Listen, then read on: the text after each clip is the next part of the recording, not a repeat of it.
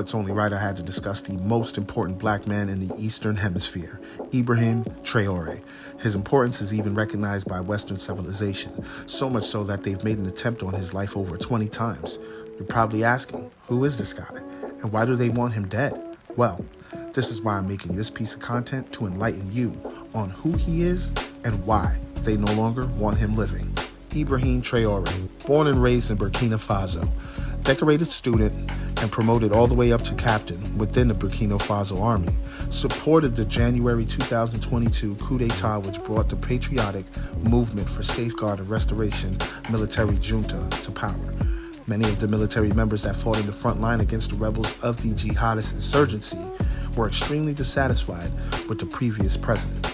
Traore and the PMSR attempted to get Damiba, the previous president, to refocus on the rebellion, but they felt his ambitions were diverting away from what we set out to do. Direct quote from Traore. As president for Burkina Faso, his primary goal is to remove the insurgents within his country and reconquer all rebel-held areas. Dissatisfied elements of the military attempted to overthrow him but was unsuccessful. After dealing with that, he would receive the approval from the Council of Ministers to build the country's first gold refinery. Just in case you're confused, I am speaking on Ibrahim Traore. Of course, he was looking to capitalize on the nation's growing gold mining industry. This will create jobs and boost the country's economy. He would later on suspend the issuing of export permits for small-scale private gold production. This was to try and eliminate any illicit trading which consists of gold smuggling and avoiding taxes and regulations. Again, looking to boost the economy of Burkina Faso. For many years, folks have smuggled gold out of Africa to bring the wealth to their own country. Traore is looking to stop that, at least for Burkina Faso. He also shifted the country's foreign relations policy. Traore's government expelled the French forces from Burkina Faso, the same forces who were assisting in fighting the local insurgency, quote unquote. He ultimately came to the conclusion that they needed to look at other options that supported a win-win type of partnership. He also banned French media outlets. Shortly after, Traore's government supported an idea for a federation with Mali and Guinea. These three countries are currently under military leadership, and if they were to become a union, it would be the largest country ruled by a military junta. Traore forged closer ties with Turkey and Russia in order to replace the French military. It seems the relationship between Burkina Faso and Russia has improved since Traore said that the people of his country support Russia. He also stated that a decision was made to reopen the Russian embassy that was closed in 1992. As I stated earlier, regarding the gold, that wasn't the only resource he was looking to have the country control. Cotton and other minerals, if controlled by Burkina Faso, will also improve the economy. Launched new cotton factories to boost local industry. He also modernized agriculture with tractors, seeds, and farmer support. In the courts of Burkina Faso, traditional Burkinabe attire has been restored and the colonial court dress has been banned. He also pushed for major infrastructure projects like roads and a new airport. He's rejected loans from the World Bank and IMF to promote financial independence. As you can see, revolutionary Pan-Africanism is at the forefront of his movement, and we know the powers that be do not like to see any sort of unity amongst Africans. Many of his actions mirror another man who came to power in the same country, Thomas Sankara, the man who named the country and personally wrote its national anthem. Now that I've discussed the man, now let's look into why they want this man unalived. A number of countries are at the tipping point of actually being captured by the Russian Federation as they are spreading some of their false narratives across Libya. And from a strategic answer piece, access influence across the whole Maghreb, that is NATO's southern flank. We need to be able to maintain access and influence across the Maghreb from Morocco all the way to Libya. The PRC and Russia are also remaining exploitative where possible, and coercive when necessary. They want that ground. They want power projection capabilities. So for the most part, the rest of the continent is also for mining concessions, whether it be gold or rare earth minerals. Both of them have a long-range plan. But I think at the accelerated pace, Russian Federation is really trying to take over Central Africa. Following these comments about Ibrahim, how he's supposedly using the gold reserves to provide his own private security. And let me just say, first of all, that's not true. Second of all, if it was true, let's be honest, wouldn't it be somewhat justified considering the fact that they continue to make attempts on his life? I mean, they just recently made another failed attempt on his life. That's probably why they're upset and why they're now going out of their way to bring it to the attention of the national public, to try and create this narrative, not unlike what we saw happen with Libya and Gaddafi, because Ibrahim has had that type of impact in West Africa when we're talking about not only uplifting Burkina Faso, but then uniting West African countries like Mali and Niger so that they can combat Western imperialism and the NATO allies that try to oppress them. The United States and France are determined to do to Captain Traore what they did to so many others. In Burkina Faso, to the great Thomas Sankara, in the Congo, to the great Patrice Lumumba, and so many other leaders that they have dispensed with extreme prejudice because their own interests were threatened by an African leader who's actually governing in the interests of his own people and not of the empire. Come look, pan Judas. Come look, pan traitor. So this is what 30 pieces of silver gets you. Ivory Coast. What the hell is General Langley doing in Ivory Coast? Yeah, we all know what he's doing there. And you big dirty stinking germs is sitting on that sofa conversating with someone to take out your fellow African leader. And this is the garbage that they're spewing. Pause to read.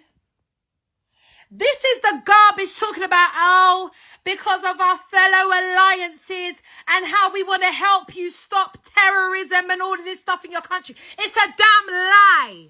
They're trying to watch Ibrahim from afar, yeah? And they're trying to plot his unaliving. I don't think you guys understand what this means. Look pan Ivory Coast and look pan Burkina Faso, yeah? And General Langley, who has just accused Ibrahim of taking the gold for himself and oh, they need to save the Burkina Faso people from their demise and all of this type of shit, is posted up in this neighboring country. And he's a general. And you guys really think, what, he's just over there for peace talks? Are you crazy? Ghana, you're over here quiet as a church mouse. What do you have to say for yourselves?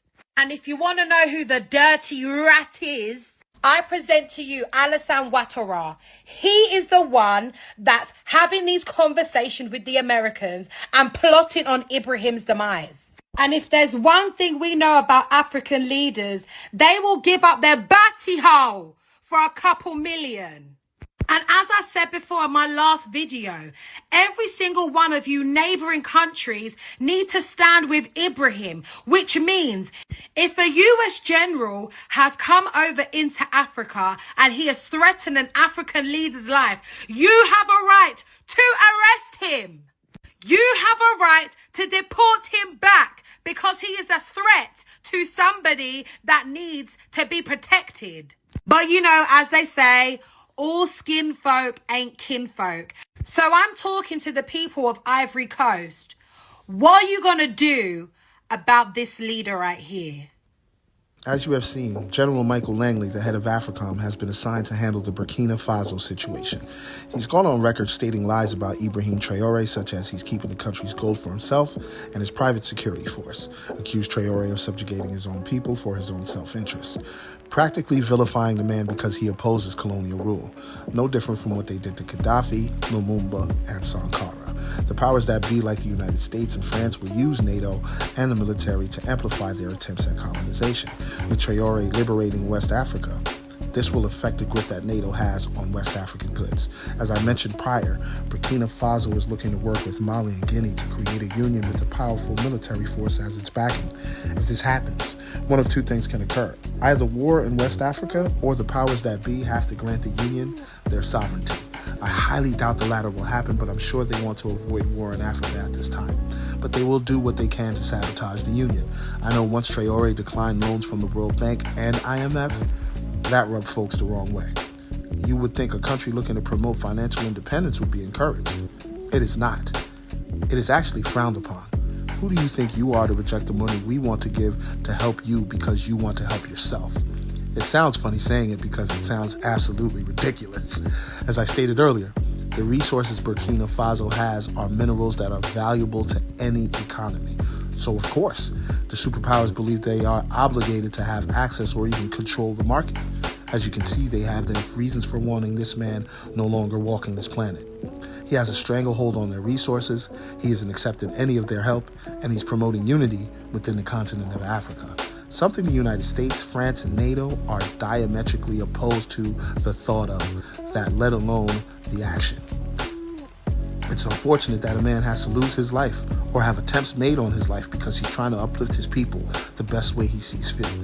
Outside entities feel threatened by this, and unfortunately they will never admit why.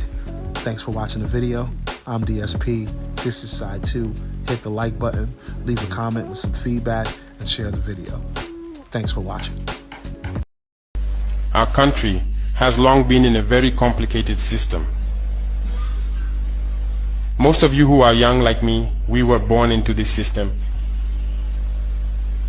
But that's not what can allow Burkina to thrive. Because in this situation there are only two cases. Either we accept to fight or we remain slaves forever. I told you once, there are those who are slaves in their minds. They can only serve their master.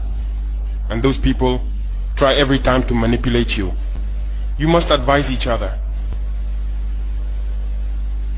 Because every situation can be exploited by these enemies of the nation to try to discourage you, to demotivate you. So you must advise each other and not pay attention to certain remarks, even on some media. Not everyone is obliged to be patriotic. You are the first patriots. You have decided to defend the homeland. There is nothing better than that.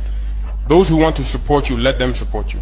Those who want to discourage you through writings, you must close your ears and move forward. As for those, we will fight them here.